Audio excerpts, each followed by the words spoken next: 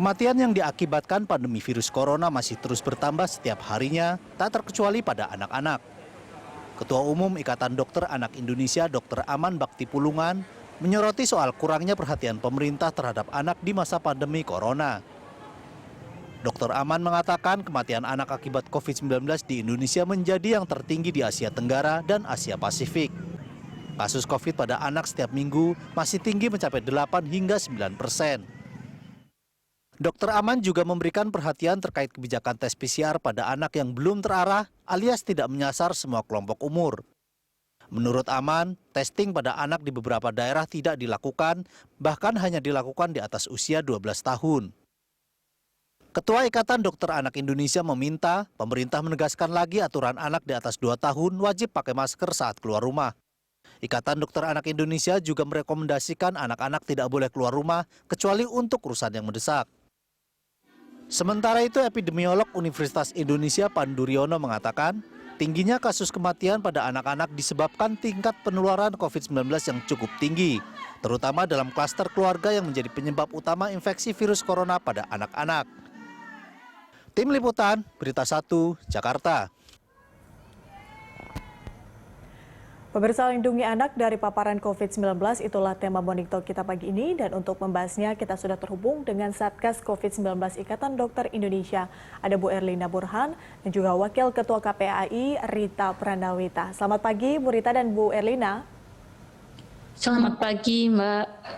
Baik, Bu Erlina dan juga Bu Rita, kita mulai dialog kita pagi ini. Mungkin kita berbicara soal bagaimana kemudian penyebaran COVID-19 di kalangan anak seperti itu. Saya ingin ke Bu Erlina terlebih dahulu.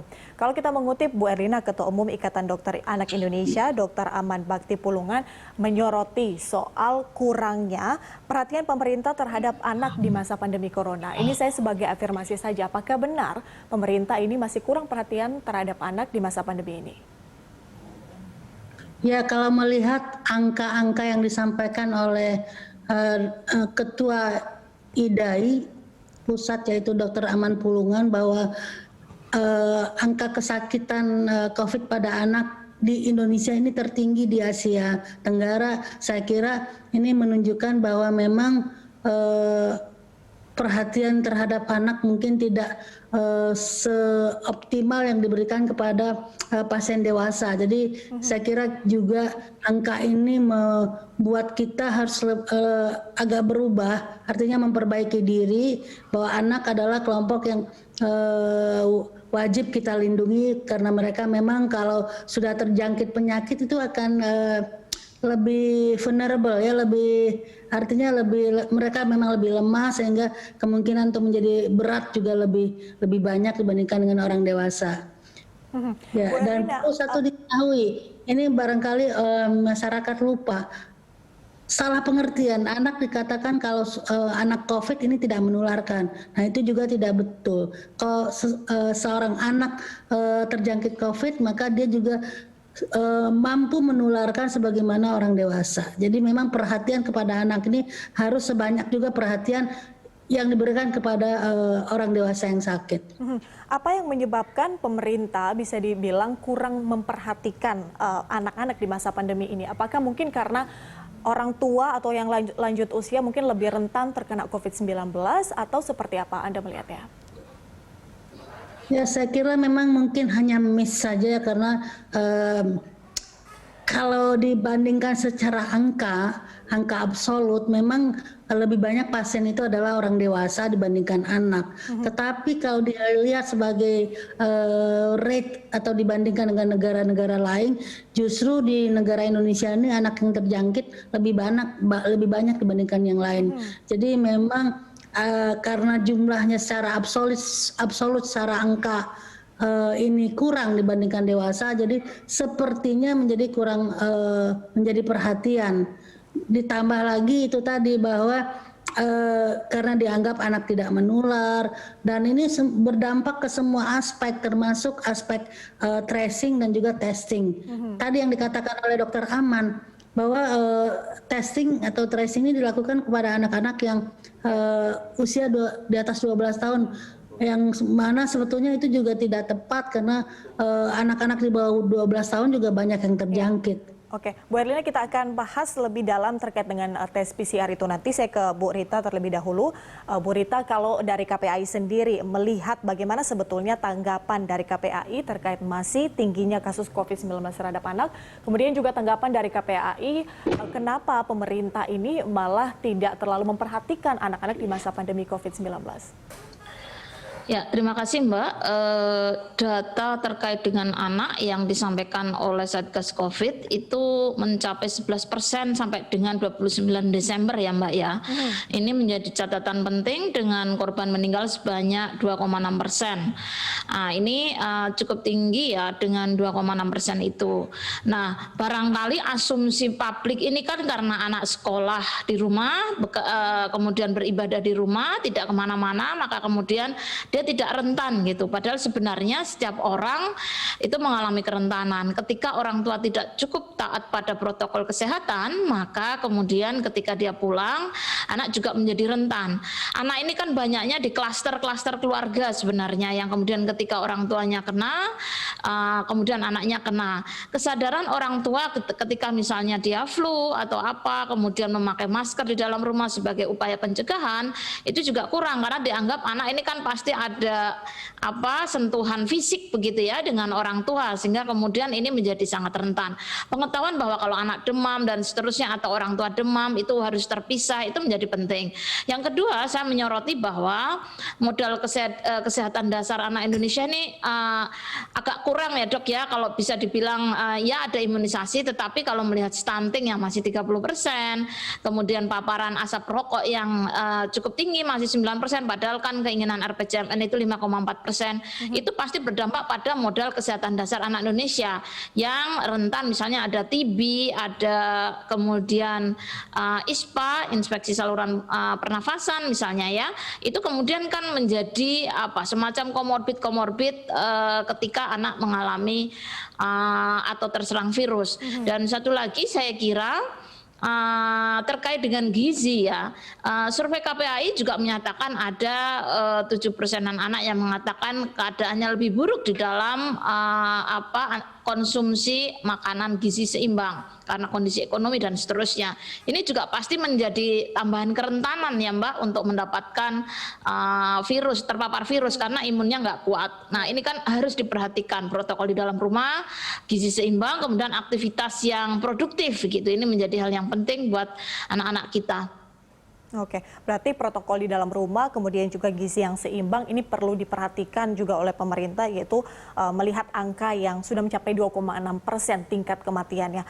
Kalau begitu Bu Rita, kalau dari KPAI sendiri, langkah apa yang kemudian dilakukan oleh KPAI dalam melakukan perlindungan terhadap anak, khususnya di masa pandemi COVID-19? Ya, KPAI sebenarnya sudah beberapa kali melakukan koordinasi dengan pihak terkait, termasuk dengan Satgas, kemudian juga kementerian terkait dengan IDAI juga, agar anak-anak ada edukasi ya di rumah ini. Sejujurnya anak-anak juga tidak produktif dari survei KPAI. Misalnya banyak sekali yang 60% tidur gitu. Jadi kan ini begadang, yang kemudian imunnya turun. Jadi ini memang edukasi keluarga untuk menjaga anak-anak, karena kan sebenarnya itu penting sekali. Termasuk misalnya kalau keluar ya harus pakai masker. Kalau belum bisa pakai masker ya jangan diajak jalan keluar gitu. Ini menjadi alternatif, tetapi memang tantangannya adalah apakah orang tua kreatif atau tidak. Itu pertama. Yang kedua, saya sepakat soal PCR karena ada beberapa anak di usia ya sebenarnya betul kata Bu Erlina, itu kan tetap harus menyasar anak, apalagi kalau ada klaster keluarga, itu kan tetap harus tracing. Tapi kemudian ini juga menjadi penting agar anak-anak juga mendapatkan tes PCR, karena pada prakteknya kan kita vaksin itu belum untuk anak. Jadi ini juga perlindungan orang dewasa itu juga menjadi penting dengan lebih ketat untuk untuk anak. Sekaligus kita juga berkoordinasi dengan Kementerian Kesehatan bagaimana kemudian upaya pemenuhan hak anak di era pandemi, khususnya layanan dasar kesehatan, termasuk tadi kalau terkena COVID. Nah, ini menjadi bagian yang kami advokasikan, Mbak. Oke, koordinasi dengan berbagai pihak, kemudian juga edukasi pada orang tua dan juga anak. Saya kembali ke Bu Erlina. Bu Erlina, kalau melihat data, ini kan paling tinggi di Asia Tenggara dan juga Asia Pasifik ya. Kalau Indonesia dibandingkan dengan negara-negara lain. Kalau kita melihat sebetulnya penyebab kasus kematian pada anak akibat COVID-19 di masa pandemi ini, apa sih Bu Erlina yang Anda lihat? Ya, jadi kalau kita perhatikan anak-anak yang terpapar COVID ini kan juga adalah anak-anak yang sama dengan orang dewasa, artinya juga sistem imunnya pada kondisi yang lemah saat terpapar, sehingga kemudian dengan kondisi yang lemah ini bukan virus saja yang bisa menimbulkan penyakit, tapi juga bisa kadang-kadang disertai dengan bakteri juga. Jadi ada kemungkinan selain terinfeksi virus, juga kemudian berkembang menjadi terinfeksi dengan bakteri. Dan ini buat anak akan menjadi sangat berat. Ya, satu infeksi saja, apalagi kemudian ditambah dengan infeksi bakteri juga. Dan kita tahu apalagi sistem imunnya, terutama anak-anak di bawah 5 tahun kan sistem imunnya belum berkembang. Jadi akan perjuangan anak untuk tubuh anak untuk melawan virus itu juga menjadi sangat berat. Ditambah lagi sebetulnya obat-obat yang spesifik untuk COVID hingga saat ini kan belum ada. Ya, jadi saya setuju dengan Bu Rita bahwa ini anak-anak mesti dilindungi nih. Dan tugas itu adalah tugas dari orang tua yang mengerti dan memberikan pengertian juga kepada anak-anak dan juga memastikan disiplin. Apalagi kan tagline sekarang kan pesan ibu. Nah, pesan ibu ini harus sampai bagaimana menjalankan 3M gitu ya. Dan kemudian kalau dicurigai maka pemerintah lah yang harus juga mendengarkan pesan ibu ini bahwa anak-anak juga harus dites. Ya, jadi bukan saja orang dewasa yang dilakukan testing dan tracing, tapi juga terhadap anak-anak. Oke, Bu Erlina, kalau kita melihat penyebarannya di data permingguan seperti itu mencapai 9% pada anak-anak. Bagaimana kemudian langkah dari Satgas meminimalisir langkah ini? Ya, kalau dari Satgas kan sifatnya advokasi ya. Sementara kan eksekusi atau kebijakan itu datangnya dari pemerintah. Jadi ya saya sangat mengapresiasi Ketua IDAI, Ikatan Dokter Anak Indonesia, yang selalu menyuarakan perhatikan anak bahwa ini kondisinya juga tidak lebih baik dari orang dewasa. Bahkan ya itu tadi saya sering mendengar dikatakan dan memang menunjukkan angkanya menunjukkan bahwa kita ini tertinggi. Jadi ini harus jadi suatu alarming juga, bahan pemikiran dari pemangku kebijakan. Ini situasi berbahaya ini kalau kita nomor 1 di Asia Pasifik atau Asia Tenggara. Oke, baik Bu Erlina dan juga Bu Rita, kita akan lanjutkan di segmen berikutnya. Kita mungkin di segmen berikutnya akan membahas soal bagaimana kemudian penanganan dengan tingginya penyebaran kasus COVID-19 pada anak. Pemirsa, tetaplah bersama kami di Good Morning Jakarta, kami segera kembali.